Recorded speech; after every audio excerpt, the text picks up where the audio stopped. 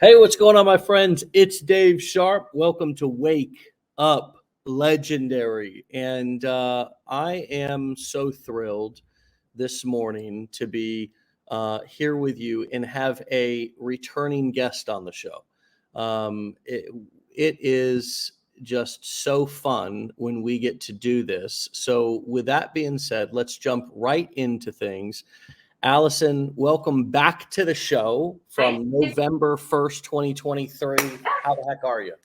We are doing really good. Really. Wonderful.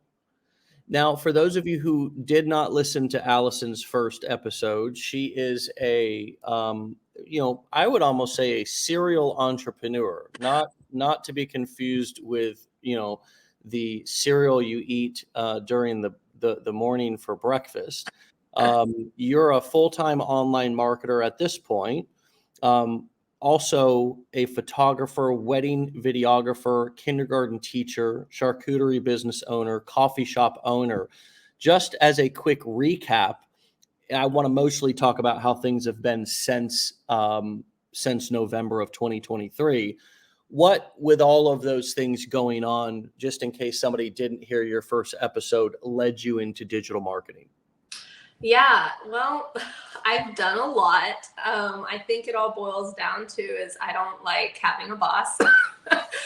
I like doing my own thing and paving my own path. And I feel like all of those things have led to the point where I am now. And I truly never felt more aligned and more having a purpose than I do right now. And I'm loving it. I'm truly loving it. I love that for you.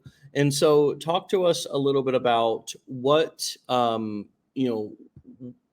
has happened since November when you came on. Give us, now looking back, kind of where were you in November of Yeah. 2023 compared to now where you are now?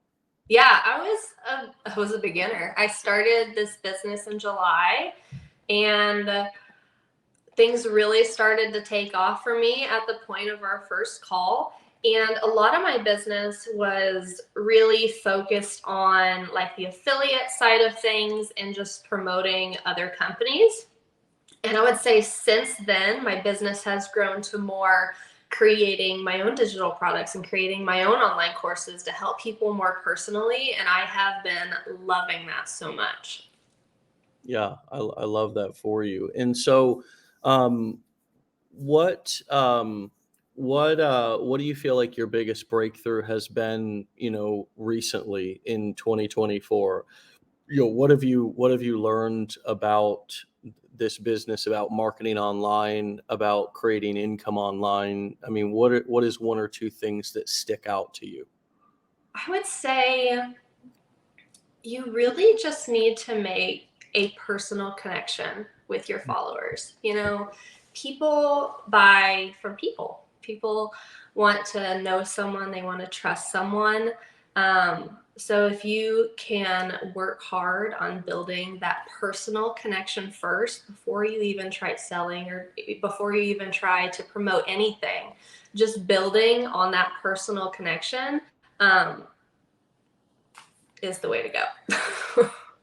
And I mean, what would be some examples? Because for me, the way that I've built personal connection is by adding value, and the way that I've add value to people is by teaching them something. You know, Absolutely. and Value over everything. yeah. So, what are some of the ways that you've built? Because somebody who's brand new might hear you say build a personal connection and wonder what the heck you're talking about. What does that Right. mean? How do I do that through video? How do I do that on my phone, social media? What is that? What are some examples of some ways that you have improved upon building personal connection with your audience? Yeah, so I've been building businesses on social media since 2019, and I've built two large accounts since then. One of them has, I built to 87,000 followers, and my current one has 57,000 followers.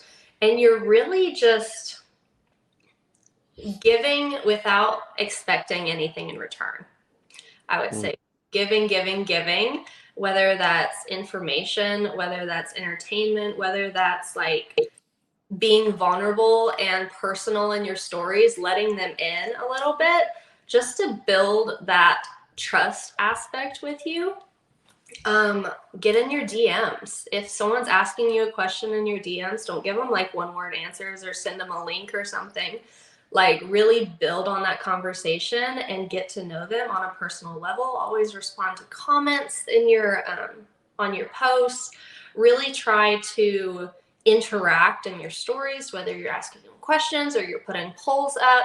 Just really trying to build a community with your followers where it's not super one-sided, like you are just giving and they're not communicating back. Another way I do this is when you're talking in your stories, talk as if you're talking to one person instead of a whole group of people. It makes them feel a lot more heard and a lot more seen if you get on your stories and you're like, hey guys, I have to tell you this. That makes them feel like you're talking to a big group of people. Whereas if you got on there and were like, oh my goodness, I have to tell you what happened to me, it sounds a lot more personal, like you're talking exactly to them and they feel a deeper connection with you that way. I love that.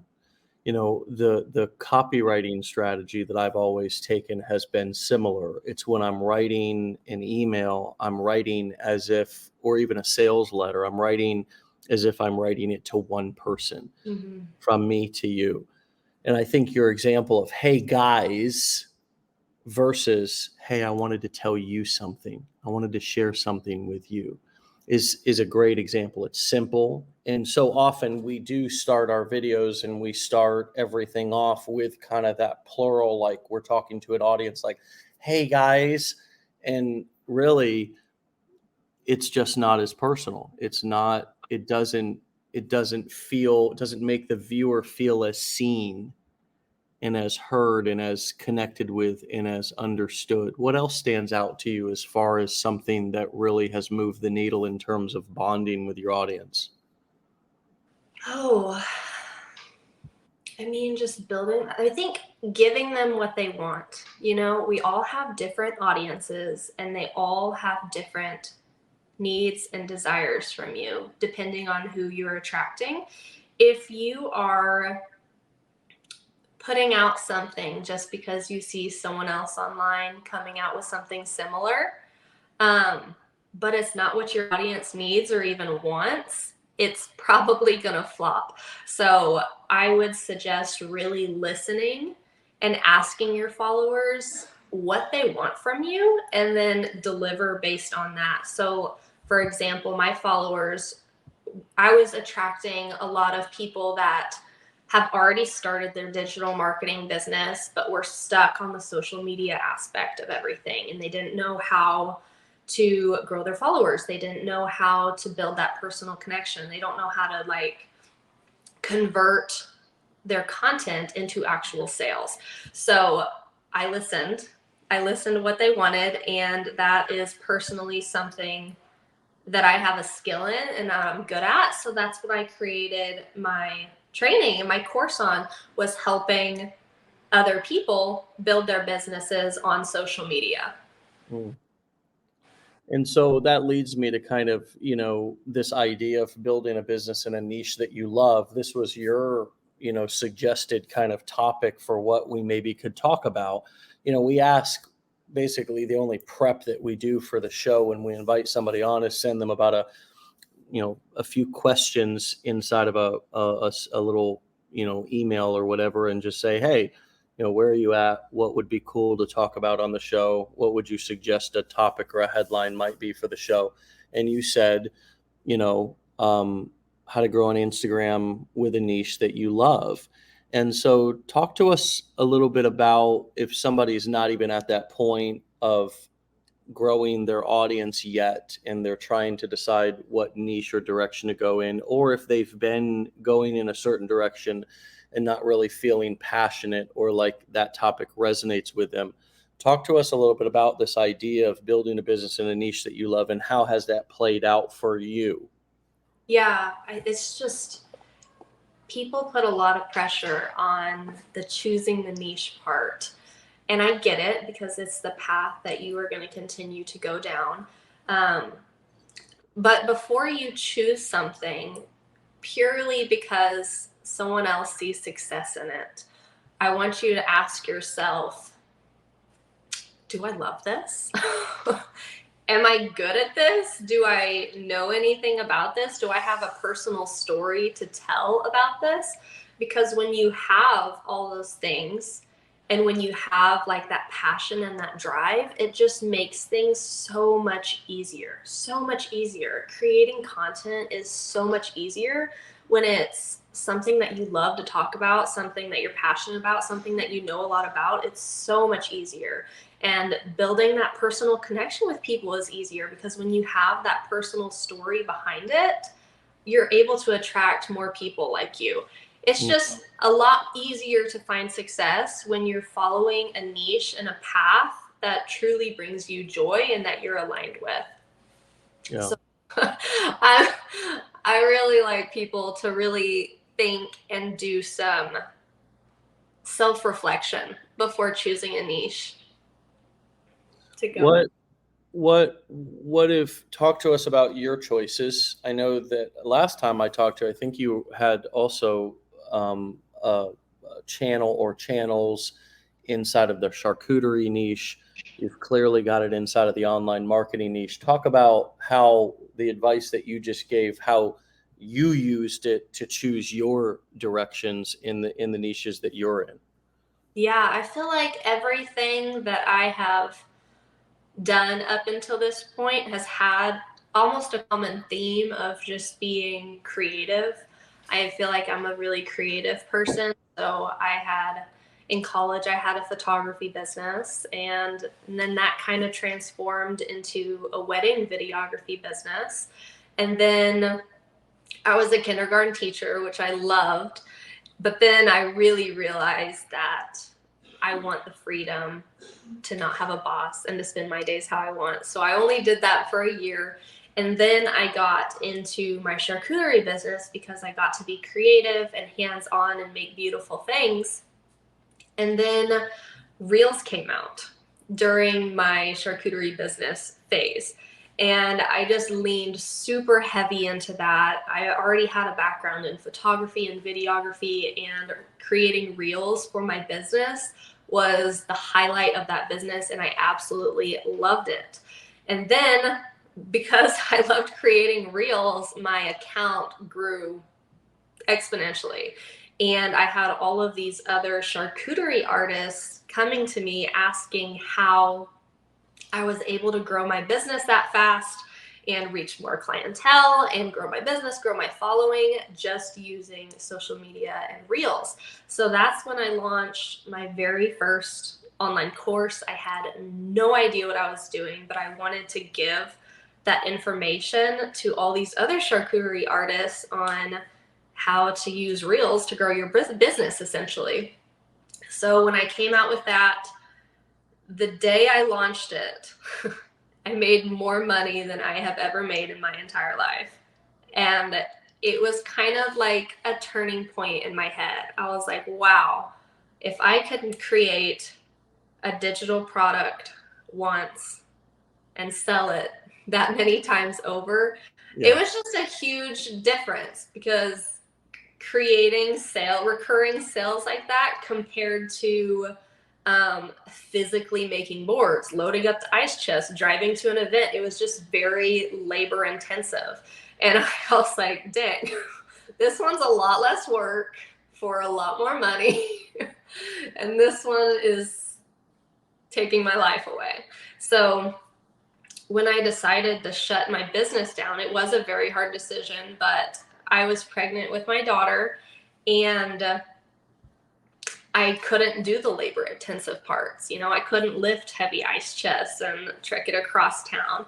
So I made the really hard decision to shut my charcuterie business down, even though it was like a really, really successful business and I built something that I was really proud of and loved. I just couldn't do that and be a stay-at-home mom anymore. So I had to make a really hard decision, and I shut the business down. And then I had about a 6-month period where I did nothing. Well, I wouldn't say did nothing. I birthed my daughter and I had that full postpartum period of just kind of sitting back and enjoying the newborn phase. But then whenever she was around 4 months old, I was like, I really miss making money. I really miss helping my family financially, and I really need a creative outlet again. So I was trying to figure out what I can do from home that didn't require a ton of my time, that I could stay present with my kids, that wasn't labor intensive. And it took me a good while to figure it out. But whenever I saw a digital marketer on Instagram, I was like, you know what? I could do that. And I already had the previous experience of creating that first online course with no knowledge, no knowledge at all about marketing or creating a course at all. And I saw the success that came from that. And I was like, I could do that again. I could teach more people. I can help more people make money online in the same way I did. So it just kind of evolved over time, which I love. And I can truly say that I've never felt more aligned and more passionate about what I'm doing at this moment. And it's ironic because we teach how to build digital products right here in Legendary. It's one of our business blueprints. So for those of you who are, wondering or thinking, wow, that sounds like something I can do, which is take an existing business that I'm doing and teach somebody else how to do it. And that's exactly what you did. And you went from the doer to the teacher role. And the teacher, the guru, the person, and it's kind of like this. I was speaking to somebody who just got back from going to Asia, somewhere in Asia, to learn how to become a yoga, to teach teachers. Okay. Mm-hmm. And the powerful thing about what this person is doing is they're moving from just doing yoga and also just doing yoga classes in their community to now having the ability, the certifications, the knowledge, all that to be able to teach not only yoga, but also teach teachers. Mm-hmm. And not only can they do that in person, but they could also do that in digital form. Yeah. They can do that on the internet through a digital course / and a coaching program. And so for those of you who have something that you've done your whole life and you are sort of stuck in the doing phase, you can't get out of the trading your time or your labor for money. Let me say that again. For those of you who are in the process and stuck in the phase of doing what you do, trading your time or your labor for money, moving into teaching it to others is one way to create massive leverage. And that's exactly what creating a digital course and or a coaching program and or do an event is all about. That is that is the essence of creating an information product, a knowledge product. You move from swinging the hammer to teaching how to swing the hammer. You move from swinging the baseball bat on the field to standing in the dugout calling the shots. Maybe even sitting in the owner's box as the general manager, or even moving up into an owner's position. It is about creating leverage, moving out of that labor-intensive trading time for money. It is moving through the cash flow quadrant, as Robert Kiyosaki described. And I'm not saying Robert Kiyosaki is a god or a guru or somebody that we should listen to every single word he says. Look, the only thing that I am really interested about that concept is the cash flow quadrant and how simply he explains moving from employee to self-employed to then being a business owner. And the difference between being self-employed, which means that you own your job, you still have to show up. That would be like a massage therapist who quit the studio that he or she worked at and opened a business. has a corporation, business cards, and is handing them out and saying, I got my own business now, just call me direct. Well, he or she still has to show up to give that massage to get paid. The difference is when he or she goes to hire other therapists, start using marketing strategies to generate leads, online marketing to build he or she's audience, just like you were talking about.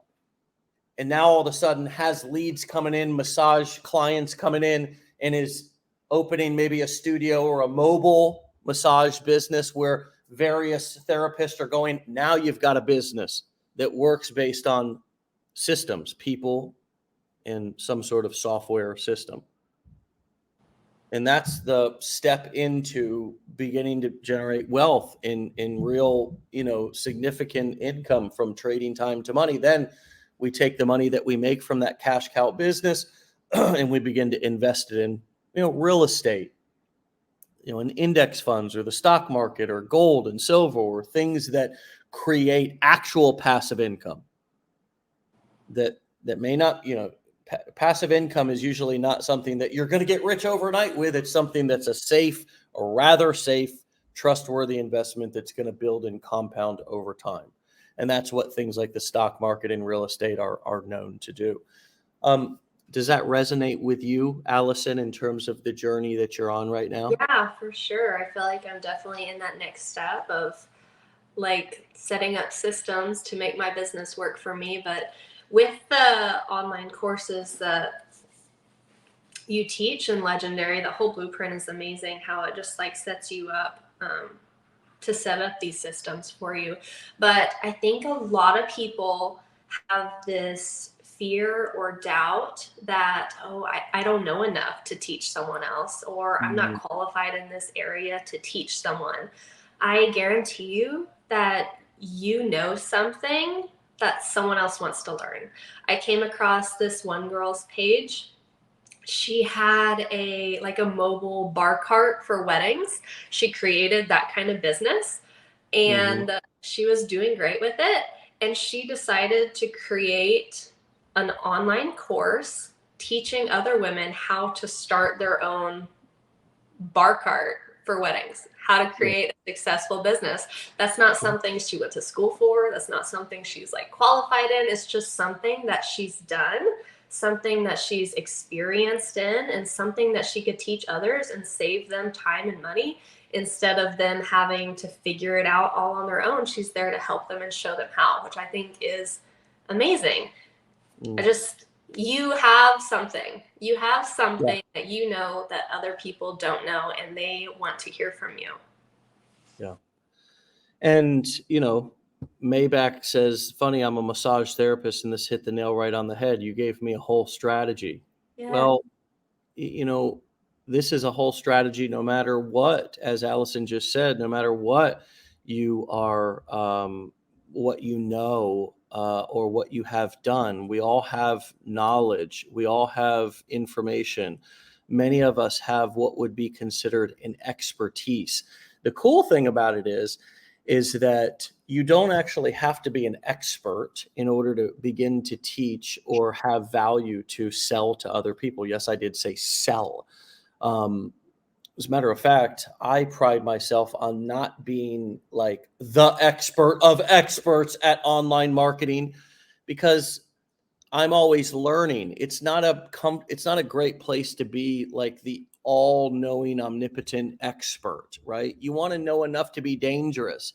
Sometimes your course will sell better if you are not perfect at everything, because you show that it can be done without being the best in the world and the most expert, biggest, most all-knowing person that always has all the answers to all the questions. You create a community where other people are contributing answers as well. Just like me coming on Wake Up Legendary, thank you, Jalen. We've done 900. You're the 38th guest, 930. I get on here every single morning and I'm learning as much as I'm ranting and raving and sharing my experience. But I'm never putting myself on a pedestal as if I'm the end all be all, because then people don't feel like they want to contribute. Like, it's a safe place to be able to share their experience.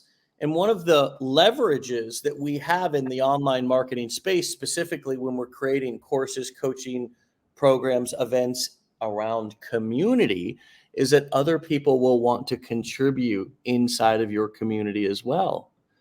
And so if you don't create space for them to be able to do that because you're the all-knowing expert and everything has to go through you and your way's the only way, well, that's not a great way to create a community. You actually will gain more respect from people by creating a space for them to share their experience, successes, challenges, as if you were a tyrant or a dictator or somebody who wanted everybody to, in a toxic way, praise you and, touch the thread on your robe in order to, somehow be transformed or something, which is how some of these kind of more toxic cult-like coaches build their business. That's not really what we're aiming for. We're aiming to build community. And the beautiful part about creating information products is that you can create a community and you don't have to be the expert. Allison, do you find that you also have a lot of grace from your audience, and that you also don't have to know everything, and that people appreciate the fact that you are a real person and authentic and maybe don't know everybody's answers all the time, but will strive to get them if you don't know them? Can you speak on not being an expert or knowing absolutely everything and starting or even launching a course or coaching program, even if you feel like you're not ready? Yeah, start messy. Start messy. Done is better than perfect. You're never going to start something and it's going to be perfect. If you are a perfectionist like me, it's just going to hold you back because you're never going to feel like you know enough. You're never going to feel like you know enough information, or that what you know is valuable enough. But it is. And whenever you do have that community and build that personal connection, it just makes it so much more enjoyable. And when they do have, when they feel like they can talk to you, Mm. when they feel like they can talk to you, you gain a lot of insight from that. You know where they're struggling. You know what their desires are. If you can really take the time to get to know who they are, where they're coming from, and where they want to be, you can really nail down your messaging to be a lot more magnetic as you're speaking to these people, because you know what they desire and you know what their pitfalls are, you know what's holding them back. And if you can just sit back and listen instead of just talking, but actually receiving and listening to where they're coming from, it's actually extremely insightful moving forward. Like I was saying, even creating products or having suggestions or creating content, if you are answering questions that they have, creating products that will help them, it's just, you're more likely to see success in that way.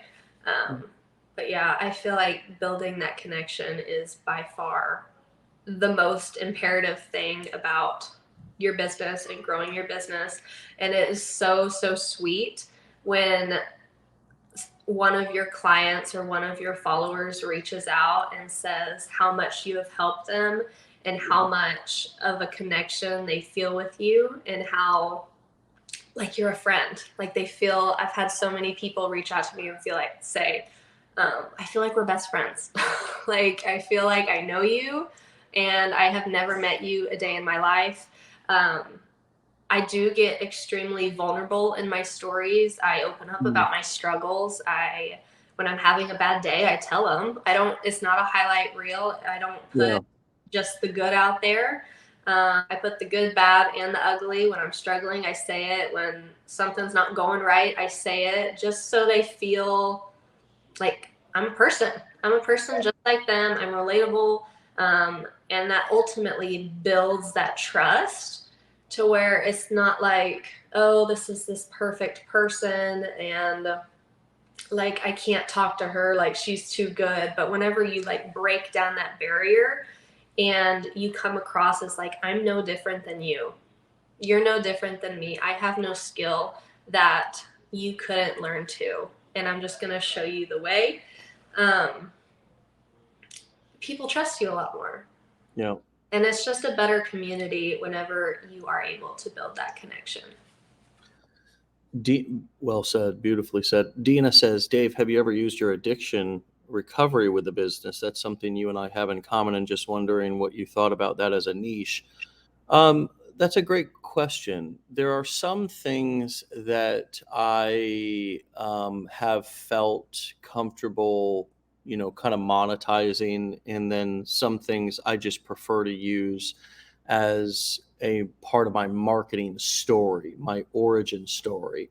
And personally, I've been a part of 12-step recovery programs my entire 15-year recovery, and that's how I got clean, was by just going to a free 12-step meeting. I mean, it's free. It's like AA or NA or something like that. Um, so for me, it's not, that is kind of my, if somebody wanted to get clean the way that I got clean, that's how I got clean. So for me to go and create a some sort of a paid course or some sort of a paid coaching program to teach somebody how to get clean, that would be sort of something that for me wouldn't technically sit right, right? And it wouldn't be in alignment. It wouldn't be ethical.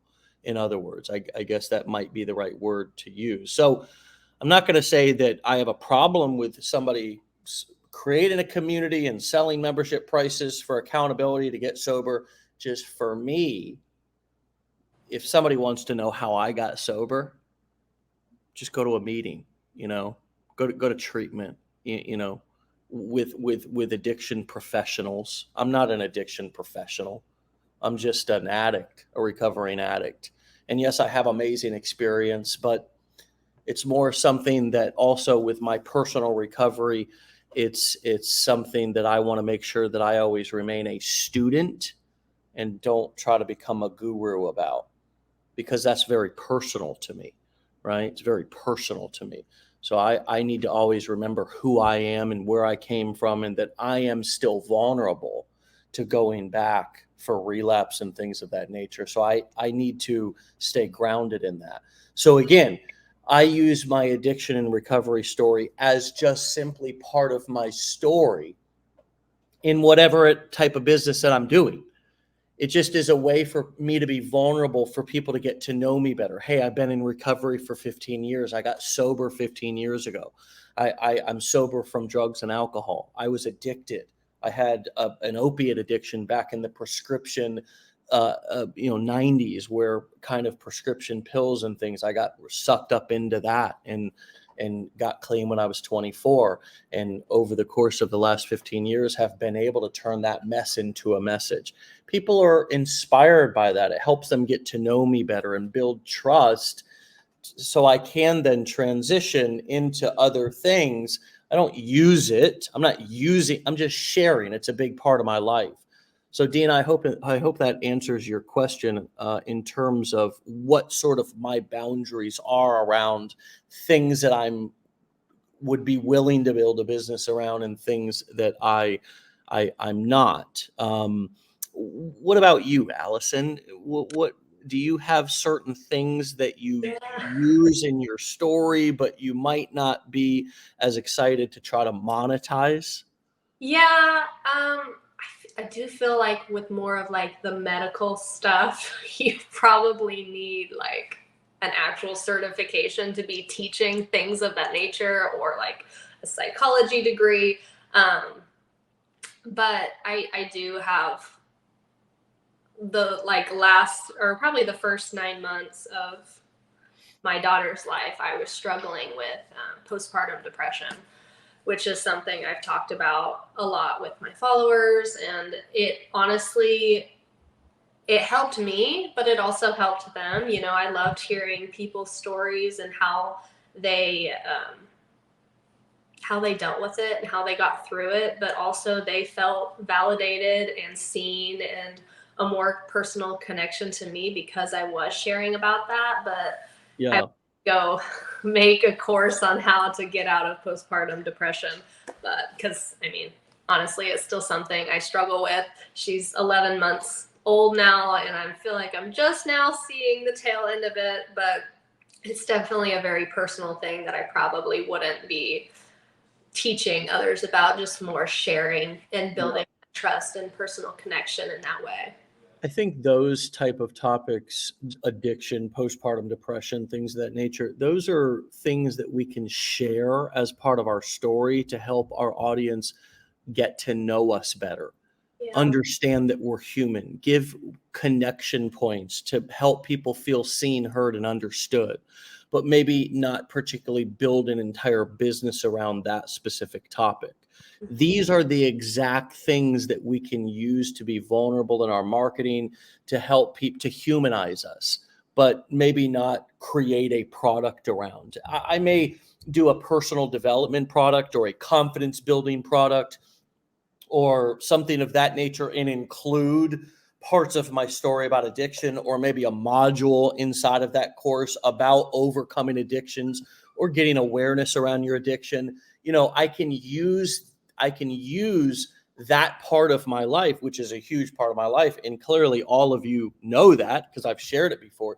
I can use that and it becomes a powerful point in everything that I do, but I may not specifically build a course around how to get clean, right? Or how to be sober in recovery. So yeah, great question. Thanks for all of the wonderful, feedback. You all really make it easy to share things, and I appreciate that. And what I found, Allison, is that, when I do share things and I share them with people, in a real way, in an authentic way, people really appreciate it. And it's scary at first, right? I can remember the first time that I was like that, and I was much younger, thinking about sharing the fact that I was a recovering addict in recovery, and I was terrified that I was going to be judged, and terrified that I was going to be rejected and made fun of and ostracized and all of that. But it really does take the power away from things when you share it and own it, because now all of a sudden nobody can use it against you. And so I've learned to take the very things that are the most shameful or embarrassing things and kind of put it out there. Last year I went through a divorce, and it was like, man, that was a thing that I was like, oh, I failed in life. You know what I mean? And I've begun to weave that now into some of my talking points, share about it occasionally here on Wake Up Legendary, begin to air it out, and it takes the power away, Mhm. right? I may not share something or go right into it exactly right when it's fresh and raw, because I need to process that. And therapy has been a huge tool for me, friends. So if you're wondering, how does Dave share oftentimes so openly about certain things in my life? Well, you can bet your bottom dollar I've processed it somewhere else before I'm sharing it publicly. That's kind of one of my secret weapons, right? And so having a therapist, somebody who I can share confidentially with, is some of the best money that I've ever spent, right?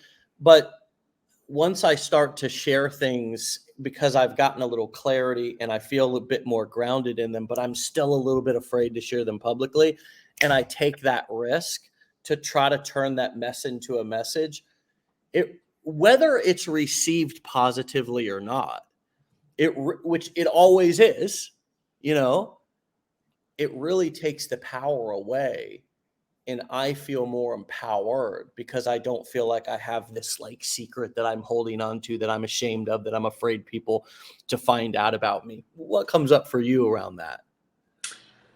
Oh, Obviously, the postpartum thing, I'm sure, was huge for you to It share. it And was a big struggle, and even like during the pregnancy phase, like I shared about every ache and pain and symptom and everything, and like I said before, it just brings your people closer.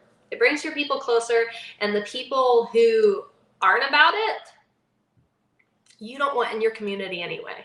Okay? yeah, It's not a bad thing to say things that are a little controversial, because you want the people who agree with you to stay and those who don't agree with you to hit the road.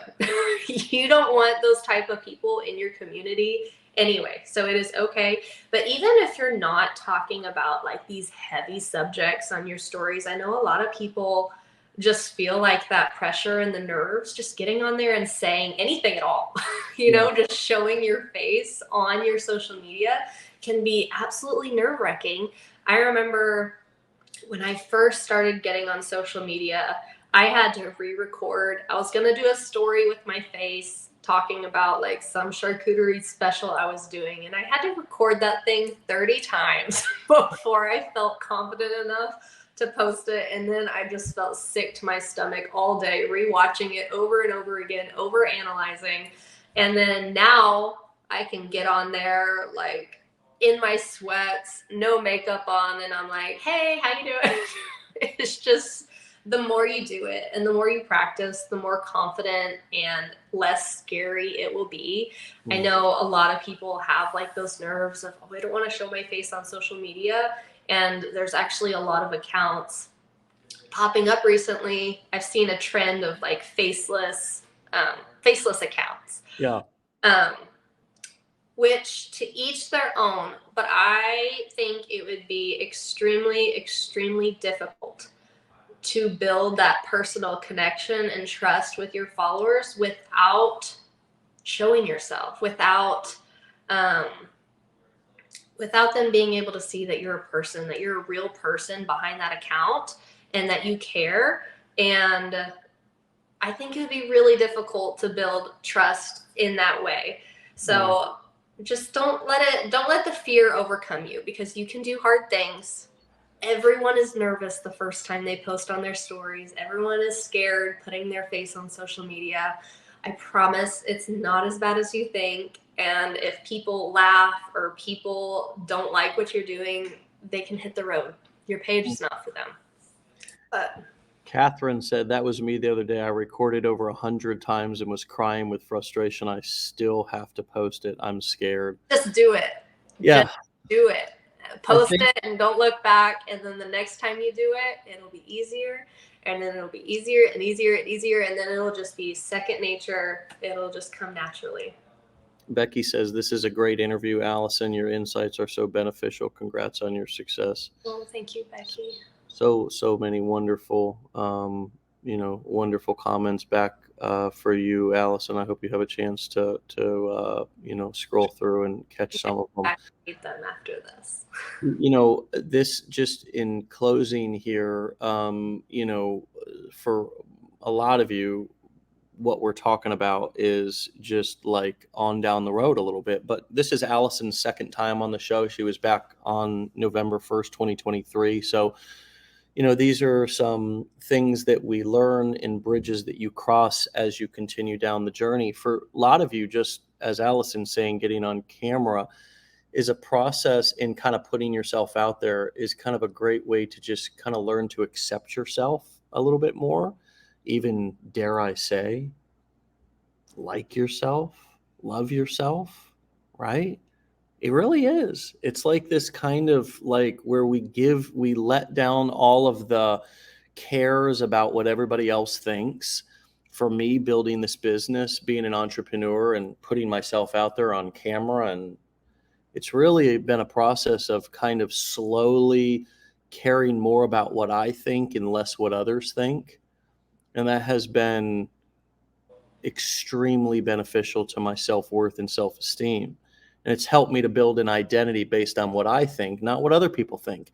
And in turn, people have followed me and bought from me and wanted to do business with me and wanted to trust me because I think highly of myself. And not because I care so much about what they think, because I do the things that I do because they are my values, because they align with what I believe. And people can make the decision, wow, what he believes and who he is aligns with me, not because I'm trying to be something for everyone, and oftentimes something different for each person. Allison, I see that in your journey as well. You're standing tall, metaphorically tall and strong in your own space here, and you have your own unique brand. You have your own unique message. There's been many comments from people who have gone over and watched a little of your content just in this hour and said it's so simple, it's so peaceful, it's beautiful, and I just want to congratulate you for kind of finding your voice, building your brand, and really being, successful with this in a way that is true and right for you. And that's really, I think, despite the money and the success that you've had, the biggest accomplishment that you have here so far. And I can't wait to see kind of what continues to happen in your journey. So come back and maybe see me for a third time. Yeah, I'm down. Yeah. Okay. Well, hey, be well, stay legendary, my friend. And we'll send everybody over to follow you on Instagram, and we'll talk to you really soon. Okay. That's great. Thank you, Dave. All right, Allison, talk to you later. All right, my friends, please go follow Allison at Alison Self _. She's over on Instagram, Alison Self _ ALISON SELF _ Alison Self _ at the end. My friends, wow, what a fantastic way to start a Monday. I got to throw 3 hats for Allison. That was, man, whoa, jeez Louise. I mean, talk about a touchdown spike that was needed at the end of this episode. It's true. It's beautiful to have somebody come back and kind of check in with them as we've done with Allison. Remember, I said her episode was November 1st, 2023. And so it was beautiful to have her back, check in with her, see what she's up to. Again, you can find her at Alison Self _ over on Instagram. If you want to get started with our 15-day challenge, our business blueprints, come to a mastermind, go to legendarymarketer.com /enroll. That's legendarymarketer.com /enroll, ENROLL /enroll. And if you want to get a simple, gentle, non-spammy, we'll never spam you, text message every time that we go live, it looks just like this. Okay, it's just a little link that you can click with a little description about the show that morning. Text WUL, the letters WUL, where you would normally put like hello or good morning, WUL, to the number 813-296-8553. Again, that's 813-296-8553, and we'll send you a little text message, a reminder at 10 a.m. Eastern time, Monday through Friday, whenever we go live. That's it, my friends.